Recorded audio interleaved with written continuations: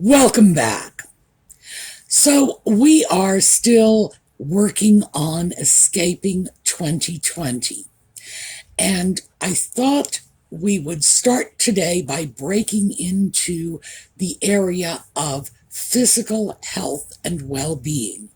Now, if you'll recall, we split our escape plan into a number of areas of impact that 2020, the pandemic, the lockdown had on all of us. And one of those areas that we've already designated is physical. And when we start talking about the pandemic, the lockdown, and the physical impacts, it's almost impossible to avoid the fact that some of us did become ill, and others among us are still looking at issues surrounding the vaccines. Vaccine is a very charged topic. So, regardless though, we need to talk about it. We can't just dust it under the rug and say, oh, well, I don't like this because this is just politically charged. No. It's not doing anybody a service to ignore something and hope that it will go away, because this is not going away. So when we come back, we are going to talk about the pandemic, the illness, the vaccines.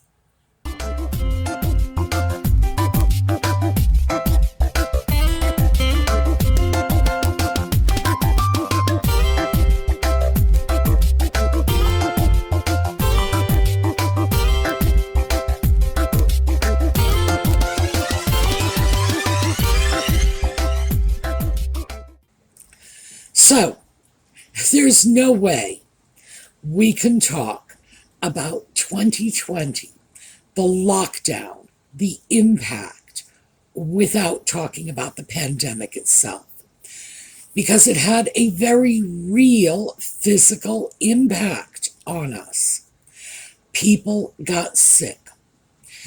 People had loved ones who got sick. People had to care for those loved ones. People caught secondary infections after being sick. People are still wandering around every day with symptoms of what took place in 2020. Definitely not easy to deal with. Now, we can't cope with people's symptoms of a pandemic. We're not a medical channel. It's not what we're here for. But we do need to throw it all out so that we can look at it and we can try to deal with it. We can offer each other support. We can share resources. We can, if nothing else, just acknowledge the reality of what took place. And there was a lot going on. We had people who were, in fact, very sick. We had other people, I'm one of them, who contracted the virus and didn't even know it. And I didn't. I didn't have so much as a sniffle. Nothing. It's very hard to deal with an illness like that, where one person is perfectly fine. People ask me, especially in the doctor's office today, have you been exposed to COVID? And I think, how would I even know? People were exposed to me when I had coronavirus, and I didn't know. They didn't know. No one had any reason to even suspect. Just that simple. Especially because when I contracted mine, it was from someone who had traveled out of state. So it was the very, very earliest stages of the pandemic. I had no idea. No one did. No one even knew what this thing was. They were talking about it like avian flu.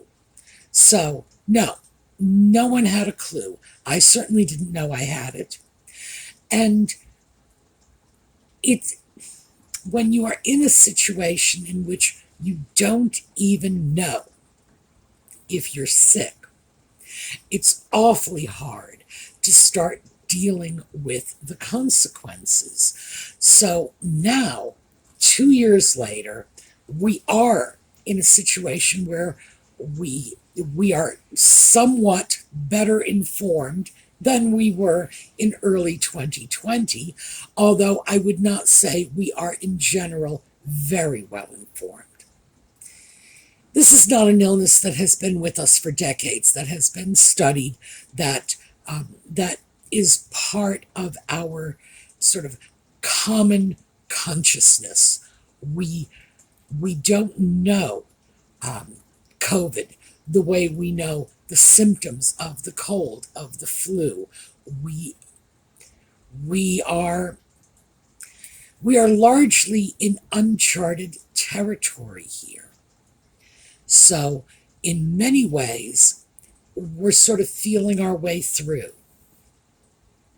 One of my doctors recently told me that he has been dealing with people who suffered from COVID and ended up with a very strange set of symptoms involving memory loss. They will have lost, say, a week from 6 months ago. Don't remember anything. Then they're fine, and suddenly they lost last Thursday. Very strange, very random, very hard to explain. However, he mentioned it, and I had heard anecdotally from people who had COVID and told me the same thing. Well, 2 years ago, my wife and I went on vacation with friends, and I swear, I don't remember a thing about it. It's totally strange. So when we look at this, because we know so little, and because some of it is truly odd, it can be very daunting to try to put the pieces together. Keep in mind, though, if you're having trouble, remember the doctors are having trouble too, and it's their job. So what we should be looking at here on this channel, because this is not a medical channel, is just how do we get through? How do we heal ourselves and support one another as we go through this? How do we move forward from a period of time that may have been very physically debilitating, that may have left us with, for all we know, symptoms that could be permanent, but have at least been with us for a couple of years? How are we supposed to cope with that? And it's certainly not easy. And that's probably the biggest problem that we are facing, just as survivors of 2020. How do we deal with an illness when we don't have all the answers yet? And that's only part of the problem. The other part of the problem is vaccines. Should you get vaccinated? Do you want to be vaccinated? Are you resistant to the idea of vaccination? Are you one of those people who say, I don't mind getting vaccinated if it's my choice, but I'm not going to let somebody else choose for me? By the way, I'm one of those. I'll do almost anything if you ask me nicely, but if you try to force me into it, I become very stubborn very quickly. Nobody likes to be compelled to do things. Is this something we may well face? Oh, yeah. Oh, yeah. And let's face it, we have been compelled in our lifetimes to do all kinds of things we don't want to do. Why don't we start with paying taxes? Does anybody really want to pay taxes? Well, we got to do it. So we already know for a fact that the government can and will force us to do things if they feel it's something they want us to do. So yeah, we could get forced into vaccination against our will. Why not? People are often compelled to vaccinate. The level of force is still there. It's just not a government with an army telling you to do it. But you can lose your job if you don't get vaccinated. A lot of people who are in the sectors that have public contact are required to be immunized for COVID. Medical workers especially, they were among the first to be vaccinated. I suppose it's very fortunate that most of them actually wanted to be vaccinated, so they were certainly not forced. But there are plenty of people who are not medical workers, who are in positions of public contact, who are faced with the choice of get vaccinated or lose your job.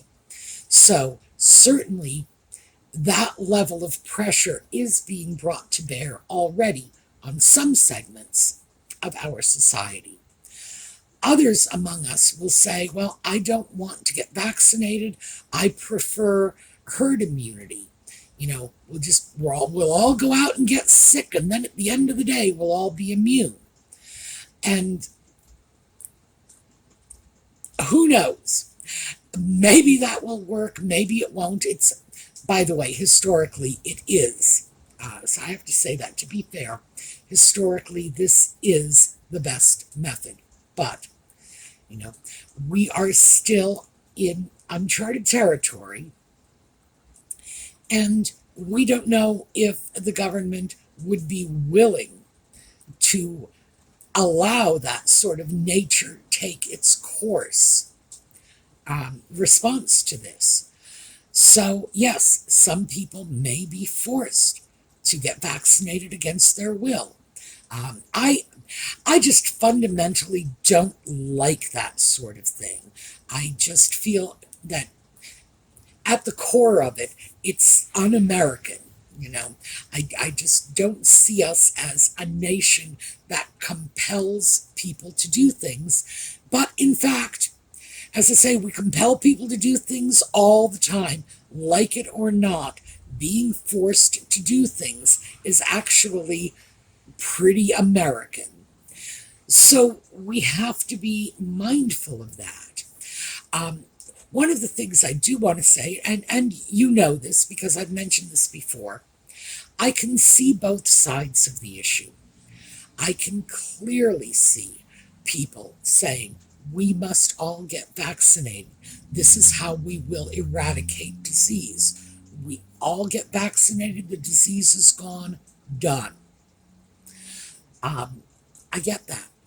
I can also very easily see the other point of view, the people who are sort of commonly known as anti-vaxxers. Not all of them, by the way, are like crazy lunatics just screaming, I don't want your vaccine, it's all a communist plot. No. But I've talked to you about my brother when he was very young. He was about 18 months old. Polio vaccine. He had a dreadful reaction to it. It left him partially paralyzed. And right up until adulthood, you could still see the signs of that. And at the time, well, I'm 16 years older than he is. So I was an adult when this was all going on. I knew what was happening. And after the fact, I asked my mother, I said, if you knew then what you know now, would you have still gotten him the vaccination? And she said, yes, absolutely. Would you rather he had polio? And I thought about that at the time, and I realized what happened would have happened regardless, because even if my mother had come to me before all that took place and said, you know what, I just don't think we're going to vaccinate the baby, I would have picked up the kid and taken him to the doctor myself, because I was part of that baby boom generation that we had beaten polio. And the previous generation, this is my mother's generation, for them, it was just a dread disease that they actually saw every day. They saw this. They went to school with children on crutches with braces. They had a president in the White House with polio, very real to them. By the time my generation came along, we were just applauding ourselves for having beaten polio. But left to my own devices, if my mother had said no, I'd have taken the kid to the doctor. He would have gotten that shot no matter what. And I'm very comfortable with that. I don't like hypotheticals in general, but I'm very comfortable with this one. If my mother hadn't done it, I would have. There's no two ways around it. My mother was right in the end. I never would have willingly exposed him to the dangers of polio, just as she wouldn't, just as none of my other siblings were exposed to those dangers. We were not just a vaccinating family, we were a vaccinating generation. We had vaccines for everything.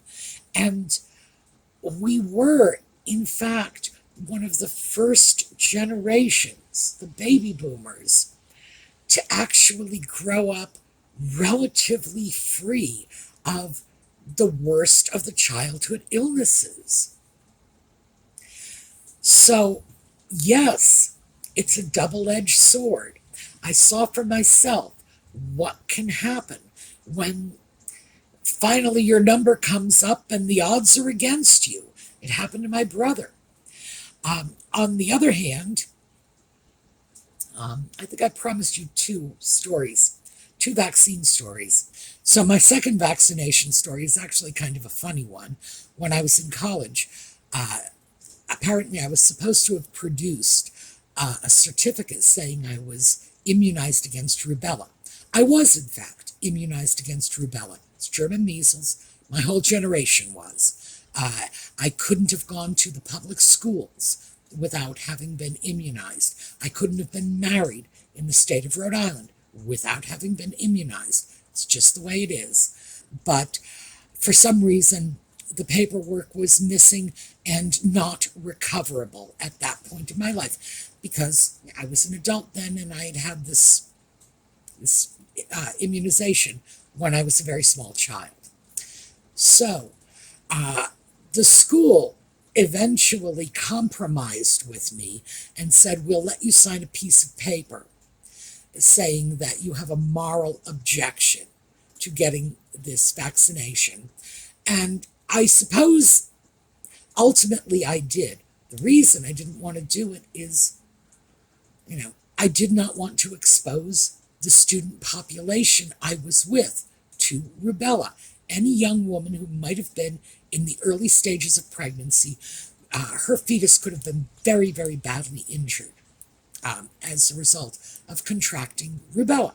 So I didn't want that on my conscience, and I just refused. By the way, my alternative would have been to drop out for the semester myself, and I wasn't going to do that. So we did make that go away. Fortunately, I think that the college basically understood that it was obvious I had been immunized against rubella at some point, because we all were.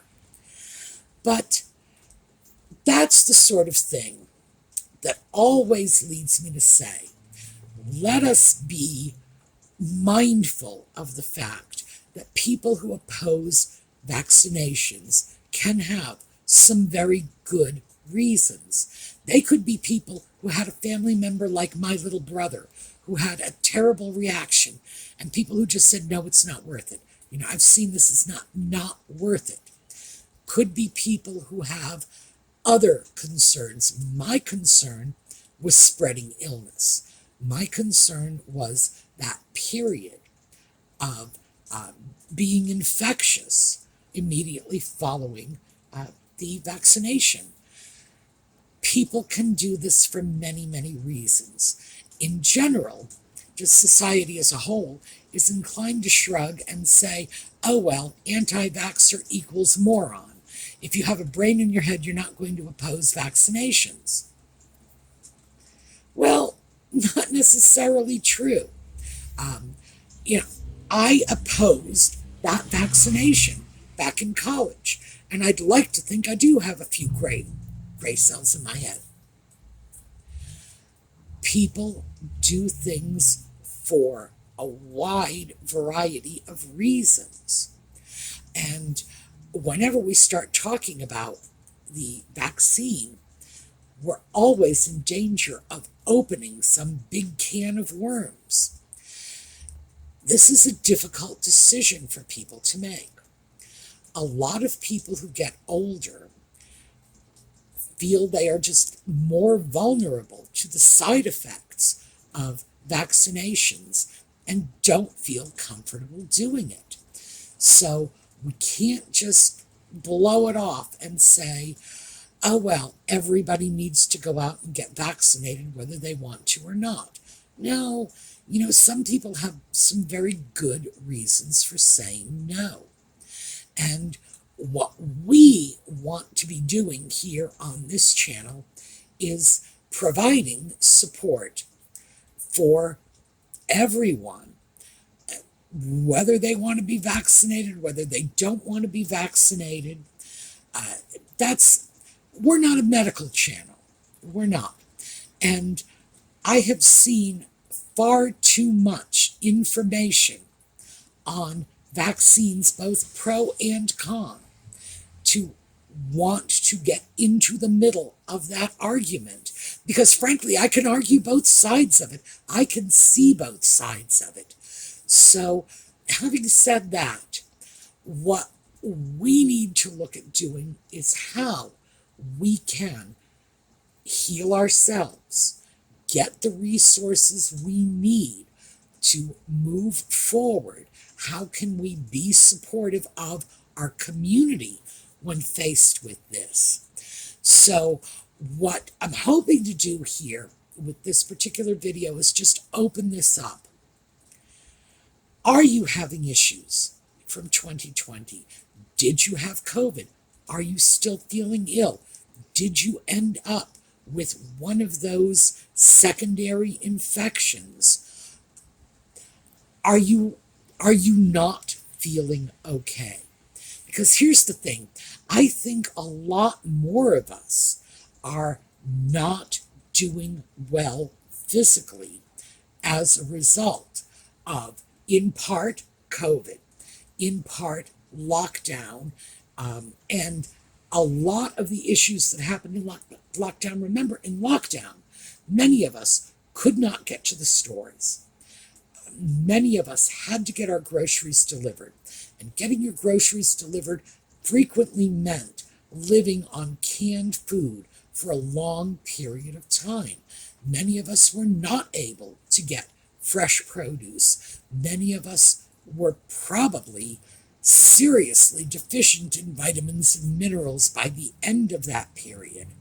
So I think in years to come, when we look back on this, we are going to see that there's more here than we're seeing right now.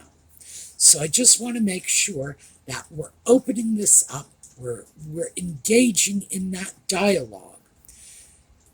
Do you still feel that you've got health issues that are stemming from 2020? So that's what the comments are for. And the comments are not for a anti-vax discussion. We cannot resolve that issue. That's one that we're all going to have to agree to disagree. What I would like to hear is, are you still feeling sick? Do you feel you have taken illness from 2020 and brought it forward with you? How are you doing? Are you doing okay? I think fundamentally that's the question. Are you doing okay? If you're not, we want to hear about it. We want to find ways that the community can support you. All right, so that's what I have for you today. We will be back tomorrow with another Escape from 2020. And in the meantime, we're going to take a look at a slideshow on the way out.